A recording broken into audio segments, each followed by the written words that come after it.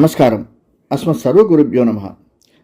இது நமது உலகம் சேனல் நேயர்களுக்கு வெங்கடம் ராம்நாராயண் அன்பு கலந்த வணக்கங்கள். ரொம்ப ஓவர் சிந்தனை சார்.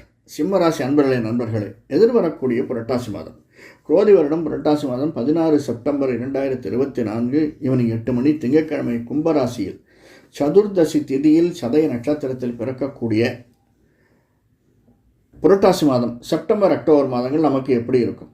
சிம்மத்தில் தான் புதன் இருக்கார். அவர் கன்னிக்கு போகிறார். சூரியன், புதன், சுக்கிரன், கேத்து எல்லாரும் சேர்ந்து 2ஆம் இடத்திலும், அந்த சூரியன் புதனோடு சேர்ந்திருந்த சுக்கிரன் மட்டும் ஒரு 10 நாளைக்கு அப்புறமா 3ஆம் இடத்துக்கு போகிறார். நமக்கு 7ஆம் இடத்தில் சந்திரன், சனி, 8இல் ராகுவும், 10இல் குருவும், 11இல் செவ்வாயும் இருந்து நமக்கு வழிநடத்துகிறார்கள். இதில் லாபஸ்தானத்தில் செவ்வாய் இருக்கார். அந்த செவ்வாய் நமக்கு 5ஆம் வீட்டை பார்க்கிறார், 7ஆம் பார்வையாக.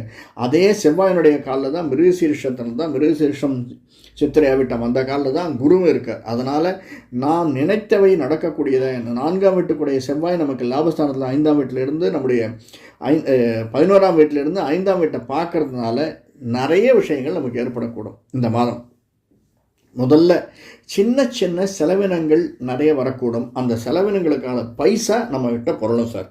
மணி ஃப்ளோ நிச்சயமாக சிம்மராசிக்காரர்களுக்கு இந்த மாதம் அதிகமாக இருக்கும். நினைத்து கவலைப்பட வேண்டாம். எல்லாத்தையும் சரிச்சென்று போகக்கூடியதாக, தள்ளிச்சரிச்சு அதுக்கு ஏற்றபடியாக வருமானம் வரக்கூடியதாக இந்த மாதம் அமைந்திருக்கும். ஆனால் செலவுகளும் அதிகமாக இருக்கும். அதை நாம் தான் குறைத்து கொள்ள வேண்டும். எந்த செலவு குறைச்சிக்கிறோம், எப்படி சேவ் பண்ணுறோம் அப்படிங்கிறத நாம் தான் கொஞ்சம் சூக்ஷ்மமாக இருந்து அதை புரிஞ்சுட்டு செலவு பண்ணணும்.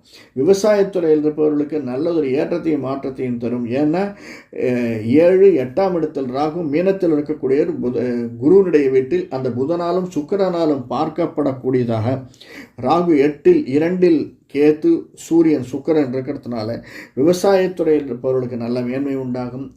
அதே மாதிரி சின்னத்திரை, பெரிய திரையில் இருப்பவர்களுக்கு நல்லதொரு மேன்மையும் நல்ல மணி ஃப்ளோ இருக்கக்கூடியதாக இந்த மாதம் அமைந்திருக்கும். இது வரைக்கும் சில பேருக்கு கொஞ்சம் சிம்மராசிக்காரர்களுக்கு நாம் நினச்சது நடக்காமல் இருக்கலாம். கொஞ்சம் மாற்றி யோசித்து பாருங்கள் சிம்மராசிக்காரர்கள். அதாவது மாற்றி யோசிக்கிறதுனா, இது வரைக்கும் ஒரு மியூசிக் டைரக்டர் போய் பார்த்துன்னு வந்தோம், எனக்கு சான்ஸ் கொடுன்னு. இப்போ வேறு ஒரு மியூசிக் டைரக்டர் போய் பார்ப்போம். அல்ல மியூசிக் டைரக்ஷன் நமக்கு ஒத்து வரல, வேறு ஏதாவது பண்ணி பார்ப்போம். அந்த மாதிரி இப்போ ஒரு பிஸ்னஸ் பண்ணிகிட்ருக்கோம், இந்த பிஸ்னஸ் ரொம்ப நாளாக போயிட்டுருக்கு அப்படின்னா மாற்றி யோசித்து வேறு ஏதாவது பண்ண முடியுமா அப்படின்னு யோசிக்கலாம். ஏன்னா இந்த மாசி யோசிக்கக்கூடியது ஆன்மீகவாதிகளுக்கும் அரசியல்வாதிகளுக்கும் மிக மிக உறுதுணையாக இருக்கும். ஏன்னா 10ஆம் வீட்டில் குரு இருக்கிறது இவர்களுக்கு ரொம்ப உறுதுணையாக இருக்கும். யாராவது ஆன்மீகவாதி, அரசியல்வாதியாக இருந்தால் இந்த மாதம் புரட்டாசி மாதம் நல்ல நமக்கு எதிர்பார்த்ததை விட வரவு அதிகமாக இருக்கக்கூடியதாக இருக்கும். மெடிக்கல் இருப்பவர்களுக்கு செவ்வாய் 11 இருக்கிறதுனால மெடிக்கல் மருத்துவத்துறையில் இருப்பவர்களுக்கு, இது மருத்துவத்துறையில் செலவு செய்பவர்களுக்கு கொஞ்சம் அதிகமாக மணி ஃப்ளோவும் இருக்கும், அவர்களுக்கு வரவும் இருக்கும், செலவும் இருக்கும். அதே மாதிரி மருத்துவத்துறையில் யாராவது இன்வெஸ்ட் பண்ணணும் அப்படின்னா, அதாவது அதை சம்பந்தமான ஷேர்ஸில் இன்வெஸ்ட் பண்ணணும் அப்படின்னா தாராளமாக இன்வெஸ்ட் பண்ணுங்க. கொஞ்சம் பொறுத்திருங்கள், அவசரப்பட வேண்டாம். அது நல்ல மேலே ஏந்திருக்கும். சாதாரணமாகவே இந்த மாதம் ஷேர்ஸ் அப்படிங்கிறது கொஞ்சம் ஓலட்டைலாக தான் இருக்கும். ஏற்றத்தாழ்வை அதிகமாக தரக்கூடியதாக அமைந்திருக்கும். நம்ம கொஞ்சம் பொறுத்திருந்தோமேனால் லாபத்தை தரக்கூடியதாக அமைந்திருக்கும். எடுத்த உடனே போட்டுட்டு இன்றைக்கி போட்டு நாளைக்கு 5000 10,000 ஆகிடும்னு எதிர்பார்க்க முடியாது. அது தவிர நமக்கு 7ஆம் வீட்டில் சனியும் சந்திரனும் இருக்கிறதுனால சிம்மராசிக்கு, சனி தன்னுடைய சொந்த வீட்டில் இருக்கான். சொந்த வீட்டில் இருந்து நம்ம வீட்டை வேற பார்க்குறான், சிம்மத்தை வேற பார்க்குறான். அது சூரியனுடைய வீடு. சூரியன் நமக்கு 2ஆம் இடத்தில் இருக்கார். 2ஆம் இடத்தில் சூரியன் புதனோடு, சுக்கிரனோடு, கேத்துவோடு சம்மந்தப்பட்டிருக்கிறதுனால நல்லதொரு மேன்மை இந்த மாதம் நமக்கு அமைந்திருக்கும். எஸ்பெஷலி இந்த காஸ்மெட்டிக்ஸ் அதை வியாபாரம் பண்ணுறவர்களும், தொழிலதிபர்களும், தொழிலாளிகளும், முதலாளிகளும், அங்கே வேலை செய்யக்கூடியவர்களுக்கும், காஸ்மெட்டிக்ஸ் தொழில் இருப்பவர்களுக்கு நிச்சயமாக இந்த மாதம் நல்ல மேன்மையை தரக்கூடியதாக அமைந்திருக்கும். சின்ன சின்ன இந்த நாய், பூனை இந்த மாதிரி யாராவது வீட்டில் கேட்டில் வச்சிருக்கிறவங்களுக்கு, ஆடு மாடு வைத்திருப்பவர்களுக்கு சின்ன சின்ன துன்பங்கள், இழப்புகள் வருவதற்கான சாத்தியக்கூறுகள் இருக்குது. அதை மட்டும் கொஞ்சம் பார்த்துக்கோங்க.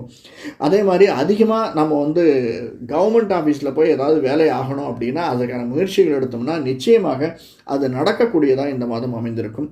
ரொம்ப லாங் பெண்டிங் இருக்கக்கூடிய நாம் வாங்கக்கூடிய கடன், அதாவது வீட்டுக்காக ஒரு லோனு அதெல்லாம் எதிர்பார்த்து காத்திருந்தோம்னா அந்த லோன் சிம்மராசிக்காரர்களுக்கு இந்த மாதம் கையில் கிடைக்கக்கூடியதாக அமைந்திருக்கிறது. வெளிநாடு பயணம் என்பது மிக மிக ஏற்றத்தை தரக்கூடியதாக அமைந்திருக்கும். ரொம்ப இழுத்து தான் அந்த பயணம் நமக்கு கிடைக்கும். அது மட்டும் இல்லாமல் இந்த டிப்ளமாட்டிக்காக ஜட்ஜஸ், அதாவது நீதித்துறை நிதித்துறை, இது ரெண்டும் சேர்ந்த துறையில் இருப்பவர்களுக்கு இந்த மாதம் நல்ல ஒரு ஏற்றத்தையும் மாற்றத்தையும் தரக்கூடியதாக இருக்கும். சில பேருக்கு வீட்டை விட்டு பிரிவு என்பது சாத்தியக்கூறாக இருக்கும். அது லாபத்துக்காக இருக்கலாம், பிஸ்னஸுக்காக இருக்கலாம், வெளிநாடு செல்வதற்காக இருக்கலாம், அல்லது நமக்கு ப்ரமோஷன்னாலேயோ வருவதற்கான சாத்தியக்கூறுகள் நிச்சயமாக இருக்குது. அதை கொஞ்சம் பார்த்துக்கோங்க.